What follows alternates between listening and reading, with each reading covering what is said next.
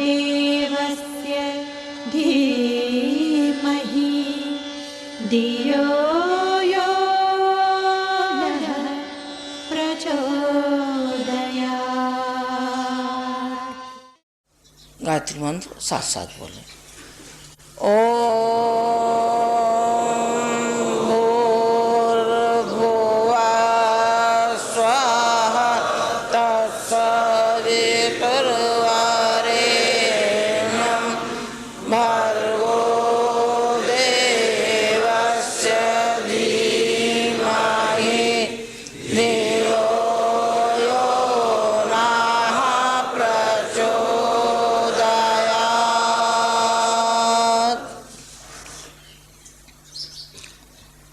दो घड़े रखे थे।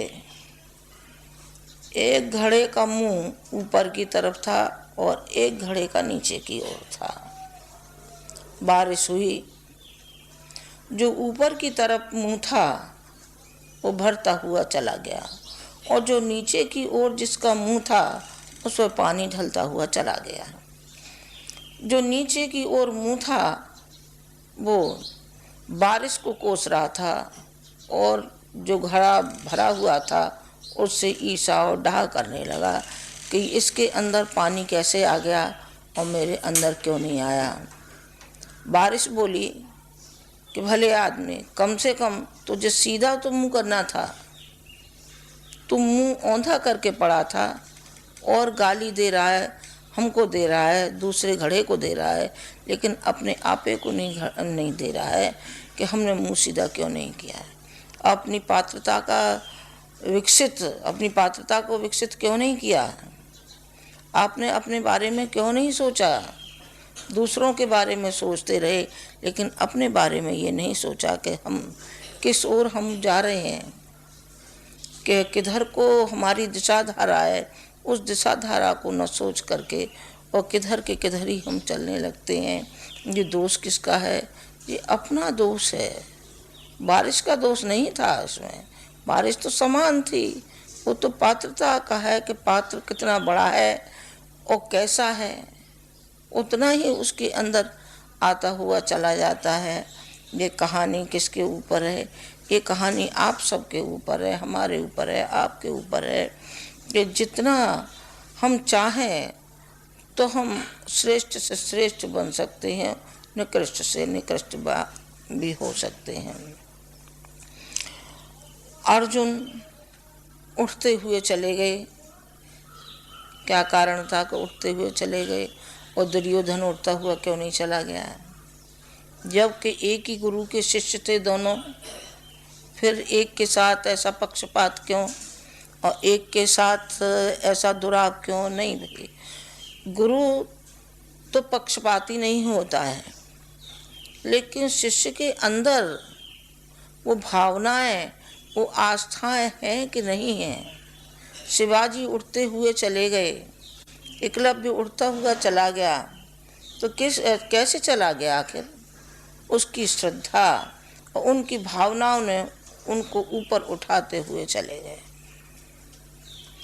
भगवान का अनुदान और वरदान तो है तो सही, वो सभी के लिए समान है, पर उन अनुदान और वरदानों को संभालने के लिए भी तो कोई पात्रता चाहिए कि नहीं चाहिए?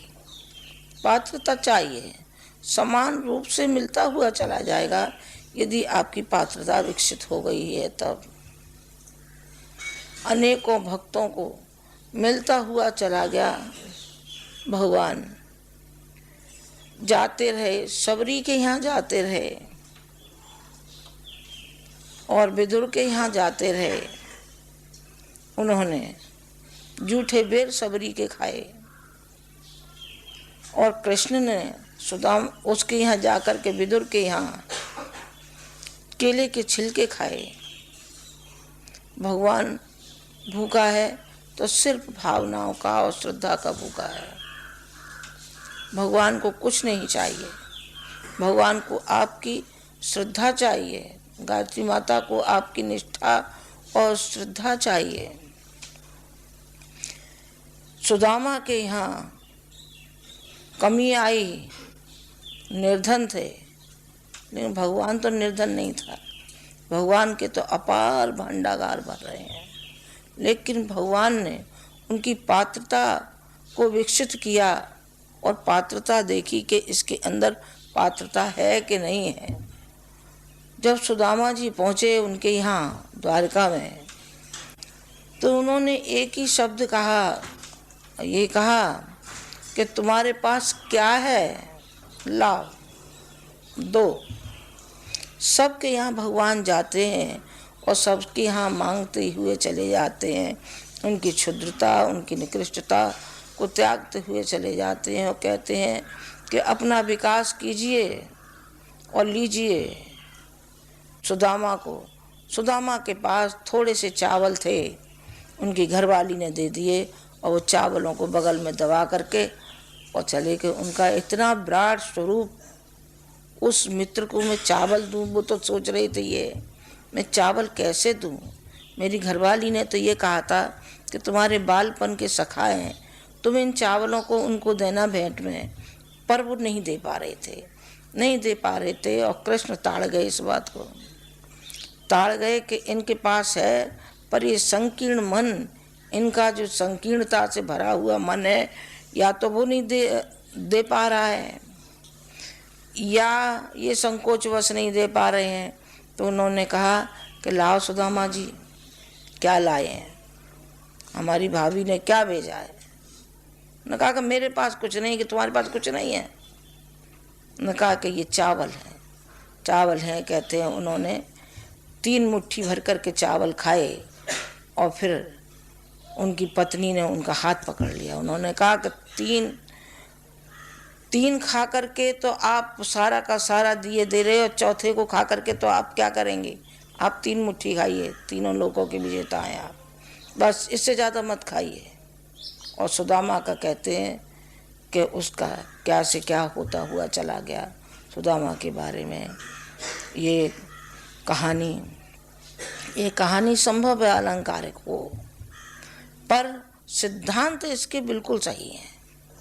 सिद्धांतों में कमी नहीं है, सिद्धांतों में होती तो फिर नरसिंह मेहता के लिए भी हम झूठा कहते, जिनकी के हुंडी भुन गई थी। मीरा को भी हम झूठा कह सकते थे, जिसने किनारी जागरण के लिए सारा जीवन मीरा ने लगा दिया था। आपको मालूम है, जो घर में राजपाट छोड़ करके और वो मीरा दर दर भटकती फिरी, घर घर जाती रही और महिलाओं का जन जागरण के लिए उसने कदम उठाया। मीरा ने अपनी सुविधाओं को त्यागा। सुविधाओं को त्यागना पड़ता है, बुराइयों को त्यागना पड़ता है और अच्छाइयों को लेना पड़ता है। आप आए हैं, आप अनुष्ठान के लिए आए हैं, 9 दिन का अनुष्ठान क्या है, अनुष्ठान माने संकल्प होता है, और संकल्प वो होता है कि हम अपनी दृढ़ता के साथ उसको पूरा करते हुए चले जाते हैं।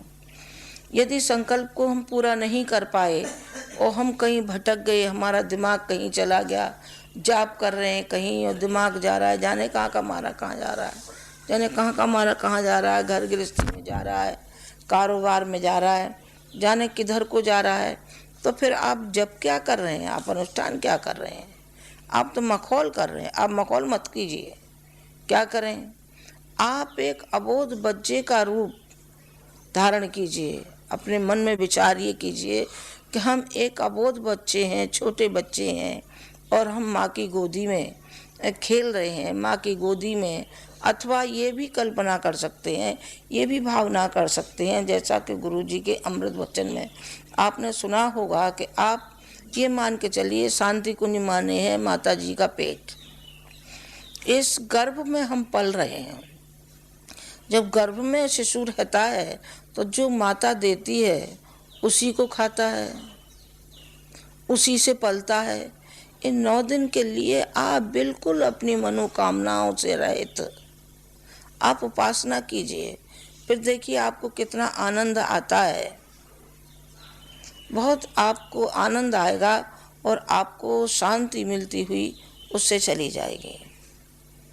इसलिए चली जाएगी कि आप खाली हो गए ना।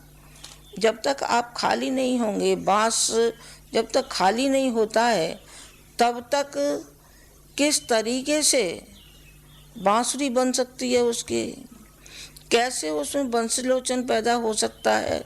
स्वाति नक्षत्र की बूंद हर जगह गिरती है, लेकिन कहीं सफलता नहीं मिलती। जहाँ कहीं भी खाली होता है वहाँ सफलता मिलती है। सीप होती है, सीप औंधी पड़ी होगी तो बताइए मोती पैदा कैसे होगा। सीप का मुंह खुला होगा, ऊपर को होगी, तो ही तो उसमें से मोती पैदा होगा। वंशलोचन तभी तो पैदा होगा। गाय के कान में पड़ेगी तभी तो गौलोचन पैदा होगा। ये किस तरीके से होगा? पहले भक्त को अपना हृदय खाली करना पड़ता है, मनोमालिनता खाली करनी पड़ती है, और जो अपनी जीवात्मा पर पड़े हुए मल और विक्षेप है वो समाप्त करना पड़ता है उसको। यदि वो समाप्त नहीं किया गया है तो उस अंगारे की भांत हो जाएगा कि एक अंगारे पर परत पड़ा हुआ था, जो सफ़ेद परत होता है, पर उसने उस परत को हटाया नहीं, तब तक वो दबा रहा। उसे छूते रहिए, गर्मी नहीं आएगी। लेकिन जब हम परत को हटा देते हैं तो उसमें से वो धधकता हुआ अंगारा सामने आता है और गर्मी देता है। लकड़ी इधर उधर पड़ी रहती हैं, और उन्हीं लकड़ियों को जब हम अग्नि में डाल देते हैं तो वो अग्नि का स्वरूप हो जाता है। इसी तरीके से भक्त का है। भक्त जब भगवान से जुड़ जाता है तो उसका स्वरूप उसमें आने लगता है। वो अच्छाइयाँ भगवान में जो विद्यमान है, वो भगवान की अच्छाइयाँ भक्त में आती हुई चली जाती हैं। एक ही पहचान है कि इनके अंदर बुराइयों का निष्कासन हुआ अथवा नहीं हुआ। इनकी बुराइयों का निष्कासन नहीं हुआ है और अच्छाइयों को इन्होंने नहीं लिया है, तब तक इनको भक्त कैसे मान लिया जाए? तब तक भक्त नहीं माना जा सकता है। भक्त तभी होगा जब वो अनुकरण करेगा। ये शिक्षाएं हैं, ये भगवान के अनुदान और वरदान हैं, जो समय समय पर भक्त को मिलते रहे हैं। मीरा को मिला, हाँ मीरा को मिला। मीरा ने कहा, मेरा तो गिरधर गोपाल दूसरो न कोई। मेरा तो गिरधर गोपाल है, दूसरा कोई इस संसार में नहीं है। जब तक ये भावनाएं नहीं होती हैं तब तक उसको मिलेगा नहीं। आप गुरुजी से जुड़े हैं, जुड़े जरूर हैं, लेकिन अंतःकरण से यदि जिस दिन जुड़ जाएंगे तो आपके अंदर वो सारी की सारी जो विशेषताएं हैं गुरुजी के अंदर थी, वो विशेषताएं आपके अंदर आती हुई चली जाएंगी। पर कच्चे मन से जुड़ना अलग होता है और पक्के मन से जुड़ना बिल्कुल बात अलग होती है। पक्के मन से ये होता है कि जो कुछ है सो तेरा है, तेरा तुझको सौंपते क्या लागत है मोर। तेरा तुझको सौंप रहा हूँ, जो कुछ भी है, जो मेरा है, वो सब तेरा है। जहाँ सब तेरे की बात आ जाएगी, वहीं भगवान भी ये कहेगा कि बेटा जो कुछ मेरा है सो सब तेरा है, जो मेरा है सो सब तेरा है। फिर सूरदास की तरीके से लकड़ी लेकर के भगवान आगे आगे चलेगा। फिर आपको भागीरथ की तरीके से आपको वरदान मिलेगा। भागीरथ को वरदान मिला और माँ गंगा को लाने में वो सफल हो गए। कौन सी गंगा? जो पतित पावनी गंगा, जो पापों को हरने वाली गंगा, वो अनवरत बहती हुई चली जाती है। इसका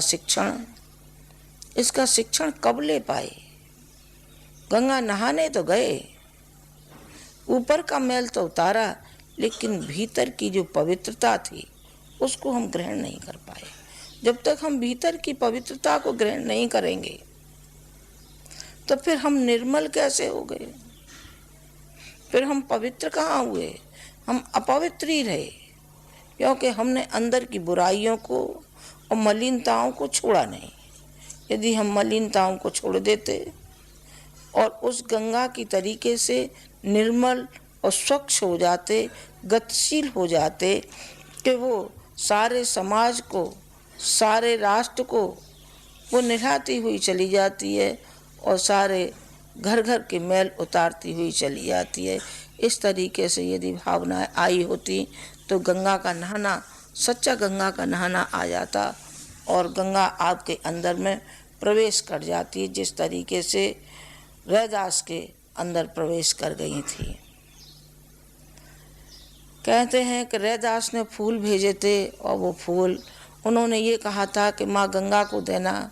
माँ गंगा के हाथ में, कहते हैं कि वो माँ गंगा ने दोनों हाथ फैला दिए अंजलि की तरीके से और वो फूल दोनों हाथों में आ गए। पता नहीं आ गए कि नहीं आ गए, पर ये सही हो सकता है। उनका एक और उदाहरण है कि मन चंगा तो कठौती में गंगा, कठौती में ही गंगा है। मेरी फर्ज और कर्तव्य को वो निभाते हुए चले गए।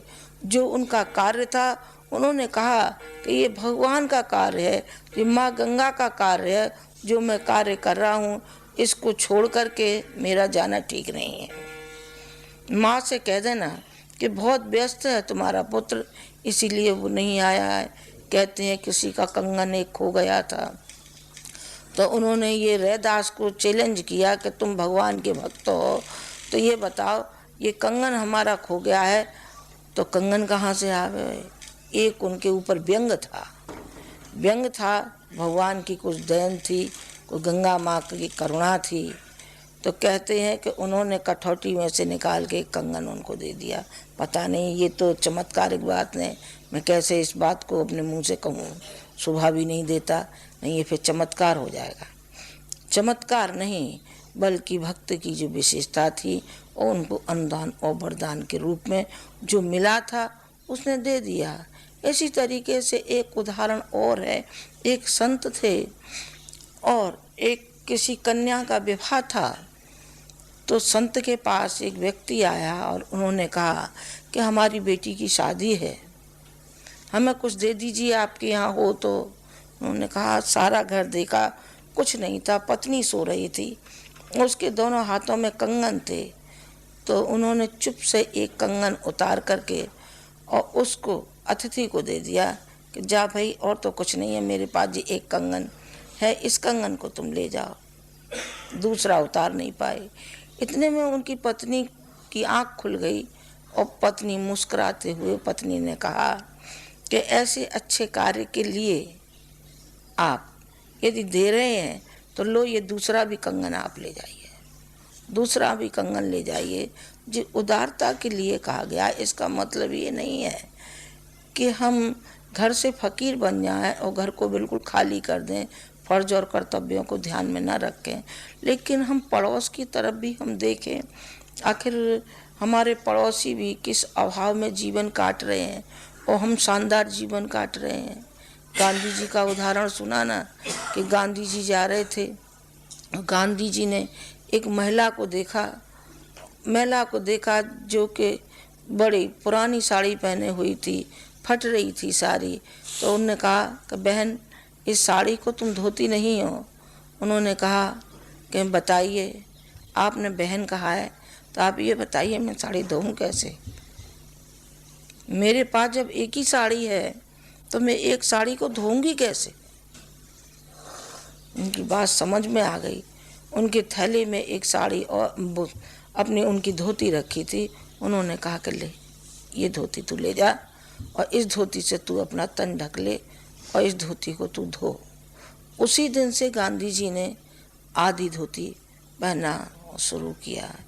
इसी तरीके से जापान में एक संत हुए जो उनसे कहते थे जापान का गांधी कागावा।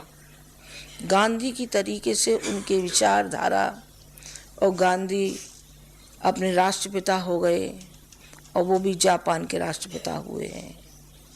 स्वार्थ से नहीं बेटा, स्वार्थ से नहीं हुआ।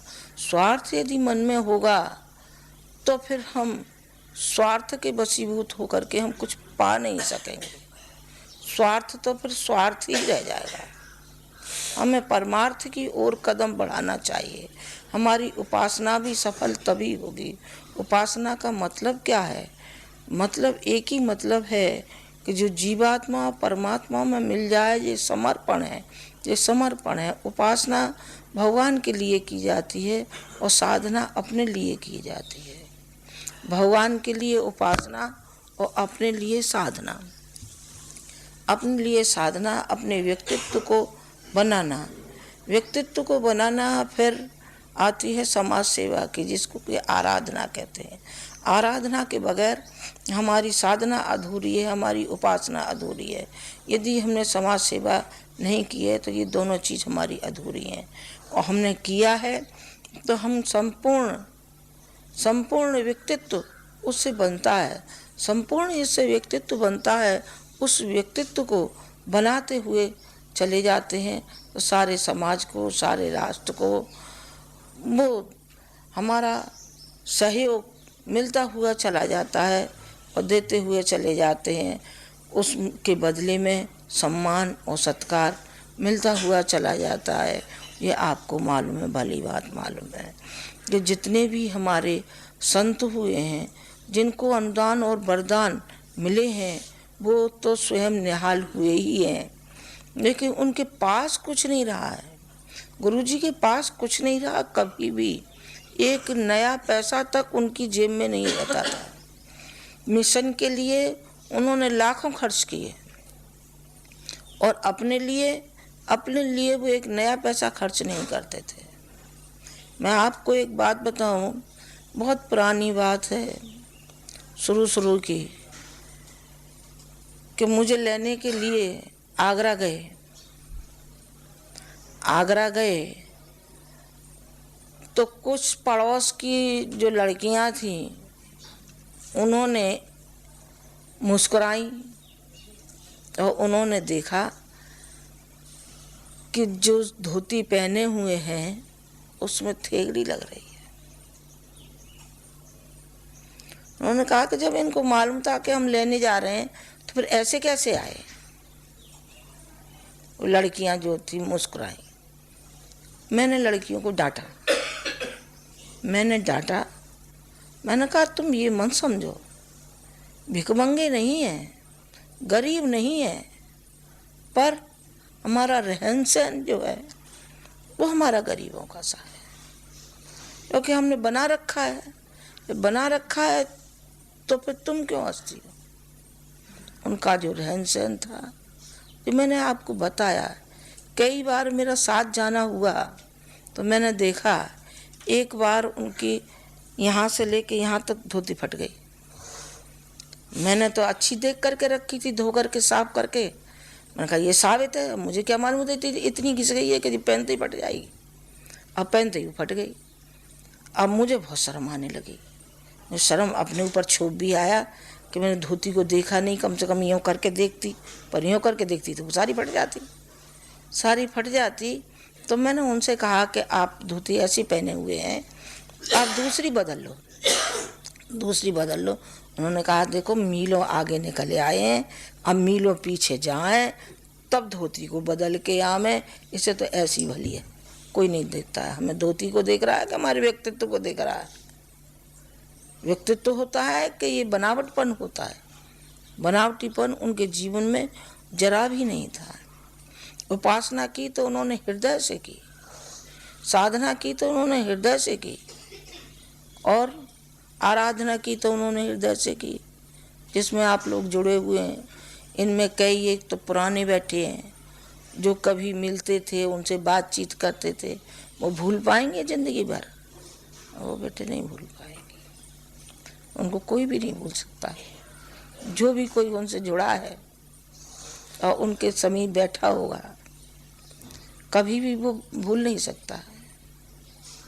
उनके अंदर ये विशेषता थी, उनके अंदर वो चिपकने वाला मादा था, जिससे कि व्यक्ति चिपकता हुआ चला जाता था और ये कहता था कि ये तो हमारी माँ है। माँ का जैसा प्यार उनके हृदय में लबालब भरा रहता था। सेवाएं, दीन दुखियों की सेवाएं, अपने ऊपर कोई ली होगी तो ली होगी, लेकिन दूसरे को बचाया होगा, उन्होंने हमेशा बचाया होगा। उसको हिम्मत देने वाली बात हमेशा उन्होंने हिम्मत देने वाली बात कही, गिराने वाली बात कभी भी नहीं कही। जरा जरा से लड़के उन्होंने उछाल के कहाँ से कहाँ रख दिए, कहाँ से कहाँ रख दिए। जो जाते हैं उनका सम्मान होता है, गले में मालाएं पड़ती हैं। आप जानते हैं कितना उन्होंने इस समाज को और राष्ट्र को दिया है तो उसके बदले में पाया श्रद्धा पाई, और शरीर के न रहने पर भी अपार श्रद्धा। आप कहेंगे कैसे देखी जाए वो श्रद्धा लोगों में है या नहीं है? तो आप कहीं जाना जहाँ के अश्वमेध हो रहे हों, वहाँ कहीं आप जाना तो आपको मालूम पड़ेगा कि इस कदर जन समूह उमड़ पड़ता है। जहाँ सुनता है कि माता जी आ रही हैं, वहाँ इस कदर जन समूह उमड़ पड़ता है कि मैं आपसे क्या कहूँ, क्या दे करके हम उनको आते हैं, जरा बताना। वो गरीब बेचारे मिल भी नहीं पाते हमसे, उनकी इच्छा होते हुए भी पास तक नहीं आ पाते हैं, और मन में बड़ी पीड़ा होती है कि हमारा आना यहाँ बेकार रहा कि हम मिल भी नहीं पा रहे हैं। पर इन लाखों व्यक्तियों से कैसे मिला जा सकता है? मिला भी नहीं जा सकता। तो फिर ये कहना पड़ता है कि आप खुली गाड़ी लेकर के आइए, ताकि ये बच्चे कम से कम देख ही लें, शकल ही देख लें, तो उसी से अपना मन समझा लेंगे। भिलाई में तो वो भी नहीं हुआ था। उन्होंने कहा माता जी यहाँ खुली गाड़ी की नहीं कि लोग इसी पे चढ़ बैठेंगे, इनकी भावनाएं इस कदर उछल के आ रही हैं कि ये छोड़ेंगी नहीं, आपका मुश्किल हो जाएगा, चलना मुश्किल हो जाएगा। बिल्कुल ऐसा ही होता था। मैं तब भी थोड़ा कांच को जरा इधर उधर निगाह हुई लड़कों की, मैं जरा कांच को नीचे कर देती थी, इसी में से हाथ हिला दिया, इसी में से उन्हें शक्ल देख ली तो थोड़ा, और फिर लड़के का भीड़ होती थी जब ऊपर कर देते थे, इसलिए कर देते थे कि अब ये तो मानेंगे नहीं तो किस कदर से ये बचाव कैसे करेंगे। पर मैं बताती हूँ, मेरे दिल में बड़ा पीड़ा होती थी, बहुत पीड़ा होती थी। ये मैंने श्रद्धा की बात कही कि किस कदर शरीर न रहने पर भी कितनी अपार श्रद्धा है लोगों में। जो भी बात कही गई है वो बात पूरी होती हुई चली जाती है। जहाँ ये कहा कि यहाँ अश्वमेध यज्ञ होगा और जी जान से लोग वहीं जुट पड़े, और उनमें शर्त लग गई कि हमारे यहाँ होना चाहिए।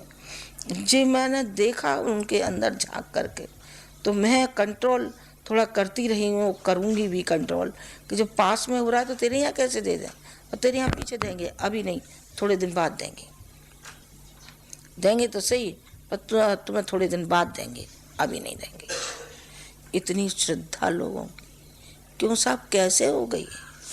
इसलिए हो गई कि वो गायत्री माता के भक्त थे, गायत्री माता का साक्षात्कार था, उनके अंदर में समाई हुई थी, गायत्री माता में थे वो। इसलिए उनके प्रति लोगों की श्रद्धा थी, और लोगों की जो सेवा उन्होंने, व्यक्तियों की सेवा जो की उन्होंने, उसका वो बदला है। आप जानते नहीं जो सेवाएं और सहायताएं उन्होंने की। कल भी एक लड़की आई थी कि माता जी देखिए मुझे कैंसर हो गया था और मैं कैंसर से बच गई। यूँ तो भगवान तो है नहीं कि हम सबको बचा लेंगे, कैसे बचा लेंगे भाई?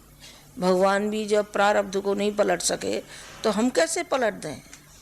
पर लग जाता है, उसको लग जाता है, नहीं लग जाता है तो नहीं लग जाता है, नहीं लगता है हाँ नहीं लगता है, और लग जाता है हाँ लग जाता है।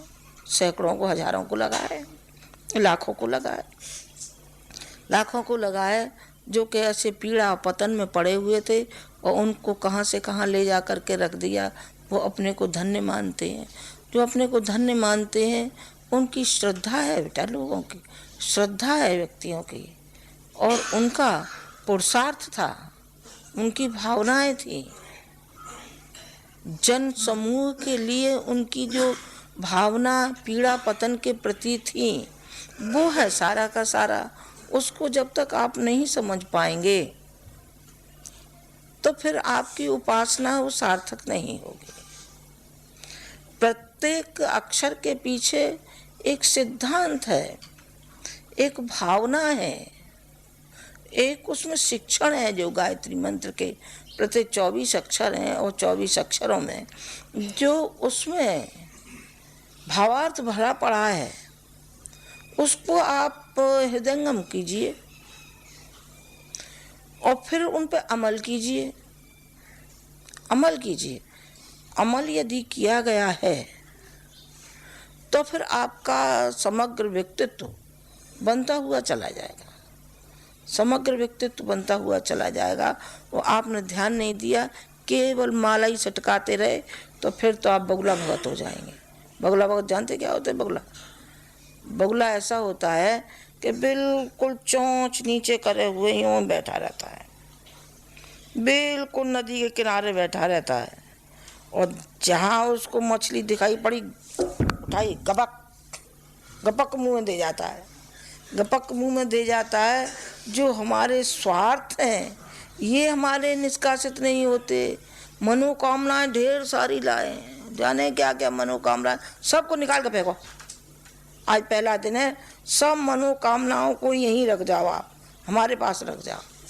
एक दिन इस पर आपके लिए व्याख्यान भी होगा, नीचे लेक्चर होगा, उसमें 2 कागज़ दिए जाएंगे। एक दिया जाएगा वो जिसमें कि आपकी जाने अनजाने में बुराइयां होती रहती हैं, जो बुराइयों की ओर प्रेरित आप होते रहते हैं, जो कर्म नहीं होने चाहिए वो हमारे शरीर से और मस्तिष्क से होते रहते हैं। दूसरा कागज़ होगा जिस पे कि आप अपनी कष्ट और कठिनाइयाँ लिखेंगे, वो हमारे पास आ जाएगा। जो भी कुछ कर सकते होंगे, जो भी गुरुजी का दिया हुआ है, उसमें से जो भी कुछ आपके पल्ले पड़ेगा वो हम जरूर आपको देंगे और आपकी मदद करेंगे बेटा। पर आप बिल्कुल खाली हो जाइए, बिल्कुल खाली हो जाइए। इस वातावरण में आप पकिए। ये कुम्हार का अवा है, कुम्हार के अवे में बर्तन पकते हैं। यदि बर्तन कच्चा रह गया है तो उसमें से पानी निकल जाएगा, क्योंकि वो कच्चा रह गया। पक गया है तो पानी उसमें ठहरेगा। इसी तरीके से अपने भाग्य को दोष नहीं देना है, बल्कि अपनी क्रिया को दोष देना है कि हमारे जो हम क्रिया करते हैं, जो हमारे अंदर दोष और दुर्गुण हैं, उसको धिक्कारिए, आप उसको निकालिए। नहीं तो वही कहावत आ जाएगी कि चलनी में दोहे और कर्म टटोवे। कर्म को भाग्य को कोसता है और अपने कर्तृत्व को नहीं देखता कि हमारा कर्तृत्व क्या है। अपने कर्तृत्व के ओर देखिए, फिर देखिए आपका कैसा शानदार जीवन होता है। ऐसा शानदार जीवन होगा कि आप भी निहाल हो जाएंगे और समीपवर्ती जो भी और हैं वो भी निहाल हो जाएंगे। गुरुजी एक कहते, अब मैं जरा हंसा भी दूँ, इतनी देर से गंभीर होता जा रहा है। गुरुजी उदाहरण दिया करते थे। मैंने एक बार कहा कि इसका मायने मतलब क्या होता है भाई, आप जरा बताइए। कि मुझे मायने मतलब से क्या करना है, मुझे तो सब चीज़ अध्यात्म से जोड़नी है। वो एक उदाहरण दिया करते थे, बहुत ही देते थे उसको। कौन सा देते थे? ये कहते, मेरे पैरों में घुंघरू बंधा दो कि फिर मेरी चाल देख लो। मैंने कहा ये क्या गाना है? मैंने कि फिर गाना। उन पर गाना तो आता नहीं था, मुझ पर तभी थोड़ा बहुत टूटा फूटा आता है, उन पर गाना नहीं आता था। इसीलिए गाना मुझे सिखाया उन्होंने कि नहीं तुम सीख लो, मुझसे तो नहीं आया। मैंने तो तानपुरा लिया, सो सीखा। थोड़े दिन में वो बोला सिखाने वाला, गुरुजी आप रहने दो, माता जी सीखना चाहें तो वो सीख सकती हैं। उन्होंने कहा कि तुम्हें कैसे मालूम माता जी सीख सकती हैं और मैं नहीं सीख सकता? कि देखिए आपका इसमें राग कुछ मिलता ही नहीं है, मिलता नहीं है। तो उन्होंने खूंटी पे टांग दिया, खूंटी पे टंगा रहा, थोड़े दिन तो टंगा रहा, धक्का लगा तो टूट गया। मैं तो फिर बाजा लाई आगरा से लाई, तो मुझे से कुछ शौक भी था, तो थोड़ा बहुत मैंने सीख भी लिया। 2-1 महीने सीख लिया, तो वही चल रहे हैं। तो बराबर उसको कहते थे कि मेरे पैरों में घुंघरू बंधा दो कि फिर मेरी चाल देख लो। चाल देख लो, अथवा वो हमें वो भगवान की शक्ति मिल जाए और फिर हम उस शक्ति को पा करके और फिर हम उस तरीके सा नाच भी नहीं नाच सके, पैरों में घुंघरू बात। तो मैंने कहा अरे, मैंने कहा ये तो संघर्ष खेल का है, आप क्या कह रहे हैं, ये मत कहो। उन्होंने कहा होगा संघर्ष का होगा कि चाइनीज का होगा, पर मुझे तो उदाहरण में अच्छा लगता है, इसलिए मैं कहता हूँ बेटा, जीवन जीना है तो एक खिलाड़ी की तरीके से जियो। खिलाड़ी की तरीके से स्टेज पे आते हैं तो मखौटे लगा लगा के आते हैं, कोई राम बन के आता है, कोई कृष्ण बन के आता है, कोई क्या बन के आता है, कोई क्या बन के आता है। तो क्या वस्तुतः वो कृष्ण है, राम है? न वो राम है न वो कृष्ण है, वो मखौटा है। अपने जीवन को एक खिलाड़ी की तरीके से मान लीजिए तो आपका संतोष में जीवन कटता हुआ चला जाएगा। दीन दुखियों की सेवा के लिए फिर आपके अंदर एक पीड़ा पैदा होगी और उस पीड़ा को लेकर के जब आप जाएंगे तो रामकृष्ण परमहंस की तरीके से, जिस तरीके से रामकृष्ण परमहंस से एक पादरी ने पूछा और ये कहा कि आप कालीमय हैं, हमने सुना है, क्या भगवान को आप दिखा सकते हैं? उन्होंने कहा कि भगवान इन चर्म चक्षुओं से नहीं देखा जा सकता, लेकिन एक रूप में भगवान को हम देख सकते हैं। वो कौन सा स्वरूप है? उन्होंने कहा कुटिया में आ जाना, आपको दिखा दिया जाएगा। और उनको दिखा दिया, एक कोढ़ी की सेवा करते हुए। जिस तरीके से माँ अपने बच्चे की सेवा करती है उस तरीके से उन्होंने, परमहंस ने सेवा की और देखा कि माँ बिल्कुल, ये तो माँ काली में ही है। वो चरणों पर गिर पड़ा। इस तरीके से उन्होंने, एक और उदाहरण है कि उन्होंने विवेकानंद से ये कहा, विवेकानंद ये कटोरे में शहद रखा हो और तू मक्खी हो, तो तू ये बता कि तू शहद को अंदर से पिएगा कि पास से ही होगा? उन्होंने कहा कि देखिए गुरुदेव, मैं तो मक्खी यदि बना तो मैं तो दूर से ही शहद चाटूंगा, मैं कटोरे में जाने वाला नहीं हूँ। उन्होंने कहा कि तो बस तू मृत्यु से डर गया और तू संपूर्ण उस शहद में नहाया नहीं, जबकि तुझे पूरे शहद में ही डुबकी लगानी चाहिए थी और पूरे शहद को ही तुझे चाटना चाहिए था, चाहे तेरे प्राण ही क्यों नहीं चले जाते। उन्होंने कहा है। यही बात आपके ऊपर भी लागू है कि आप आए हैं तो इस वातावरण में ऐसे घुल जाइए कि बस दीन दुनिया और तुम्हारे सामने कुछ रहे ना आपकी मनोकामना कोई है, ना आपका कोई दुख कष्ट है। आप सही मानना कि जो भी आप दुख कष्ट लेकर के आए हैं आपके कम होने वाले हैं, कम होंगे ही, इसमें दो राय नहीं है। पर शर्त यही है कि आपकी मनोभूमि कैसी है। मनोभूमि इस लायक है आपकी कि आपने यहाँ जो भोजन किया है वो आपने प्रसाद का रूप धारण किया है, तो आपको बल मिलता हुआ चला जाएगा, आपकी बीमारी कम होती हुई चली जाएगी। देख लेना आप कि आपकी बीमारी कम होती हुई चली जाएगी। इस वातावरण में पकिए। ये वातावरण बड़ी मुश्किल से गुरुजी ने बनाया, अपनी तपश्चर्या से, अपनी साधना से, अपनी आराधना से इस वातावरण को बनाया है जहाँ अखंड दीपक है। अखंड दीपक के पास उन्होंने 24 लक्ष्य के 24 पुरुषण किए। आपको भी इसी तरीके से आपको चलना है। भगवान करे आपकी उपासना फलीभूत हो, पर फलीभूत तभी होगी जब आप अपने अंतःकरण को साफ सुथरा, इस हृदय कमल को खिलने दीजिए ताकि गायत्री माता आके आपके हृदय कमल पर विराजमान होती हुई चली जाए। हृदय में आपके कूड़ा कबाड़ा भरा होगा तो फिर बताइए किस तरीके से गायत्री माता आएंगी आपके पास? वो नहीं आएंगी। वो बहुत होशियार हैं, दयालु भी हैं, करुणामय भी हैं, सब कुछ है, पर होशियार भी बहुत है। उनसे ज़्यादा होशियार भी कोई नहीं है।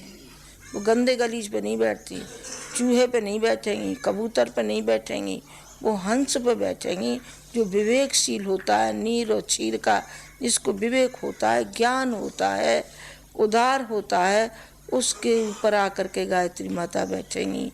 आप हंस बनने की कोशिश करना, आप कौवा बनने की कोशिश मत करना, आप हंस बनिए, आप हंस बनिए, ताकि आपके कंधे पे आकर के गायत्री माता बैठे। जिस उद्देश्य को आप लेकर के आए हैं और 9 दिवसीय सत्र करने के लिए आए हैं, तो आपको उसमें सफलता मिले।